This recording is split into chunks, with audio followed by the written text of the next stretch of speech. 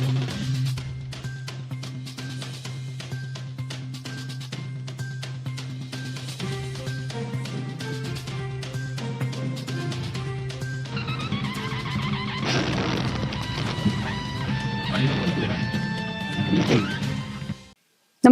आपण पाहता हिरकणी न्यूज.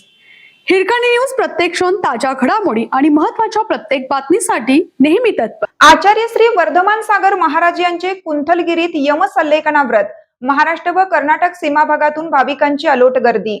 श्री दिगंबर जैन सिद्ध क्षेत्र कुंथलगिरी तालुका भूम जिल्हा धाराशिव येथे 78 वर्षीय आचार्य श्री 108 वर्धमान सागरजी महाराज यांनी गत 23 जून पासून यमसल्लेखना व्रत स्वीकारले आहे. विशेषतः महाराष्ट्र आणि कर्नाटक राज्याच्या सीमा भागातून भाविकांचे जथ्थेच्या जथ्थे कुंथलगिरीकडे मार्गस्थ होत आहेत. सिद्ध क्षेत्रावर होणारी भाविकांची अभूतपूर्व गर्दी लक्षात घेऊन मंदिर समिती व प्रशासनाकडून चोख व्यवस्था ठेवण्यात आली आहे.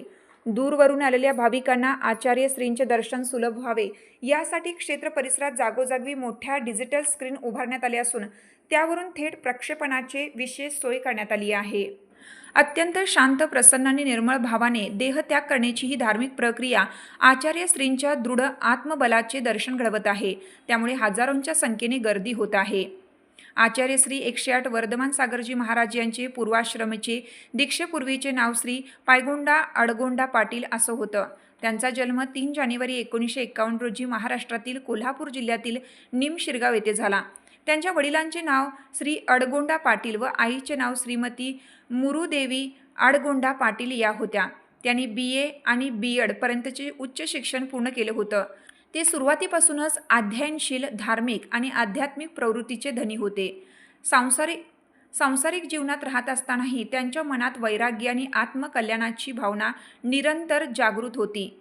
याच आध्यात्मिक प्रेरणेतून त्यांनी 2 फेब्रुवारी 2004 रोजी महाराष्ट्रातील कोल्हापूर जिल्ह्यातील इचलकरंजी येथे शांतमूर्ती वात्सल्य रत्नाकर आचार्य श्री 108 संमतीसागर महाराज यांच्या करकमलातून मुनिदीक्षा ग्रहण केली.